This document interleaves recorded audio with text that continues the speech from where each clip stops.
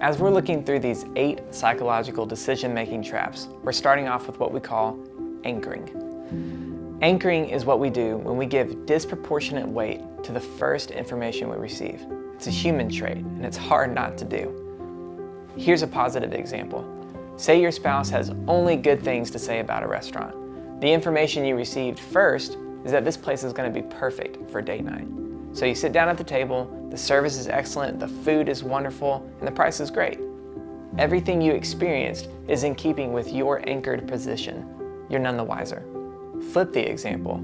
Your spouse told you this place was awful, but you go there with some friends after work, and the service is excellent, the food is wonderful, and the price is great. Yet there's a rub. In example 1, the dining experience was great. In example 2, the dining experience was okay. We like to think that we can be completely objective about the experience, but truth be told, it's nearly impossible to not anchor. Because you had been told and you were pretty sure that this place was terrible, you gave disproportionate weight to the first information you received. We do this in business all the time, with vendors or particular members in the community, facts about a certain controversial situation. Oftentimes what you hear first and the perspective you hear first becomes your default position. This is a vital thing to be aware of in our roles of management.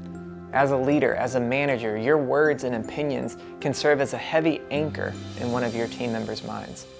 I oversee the majority of our company's sales efforts, and if I've had bad experiences with a certain client or a particular business in the past, I have to be wise about the information I share and don't share with a new sales rep or a CSR interacting with that client or business.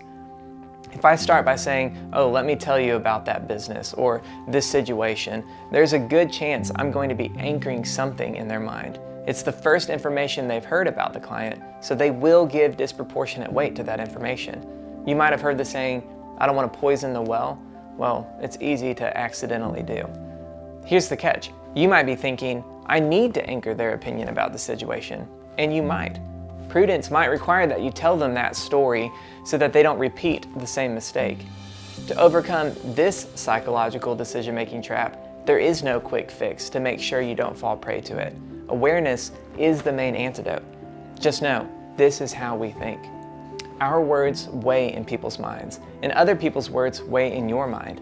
Our experience might not be their experience, and vice versa. Keep your eyes open and be aware, and you're one step closer to making sure you don't fall into this psychological decision-making trap.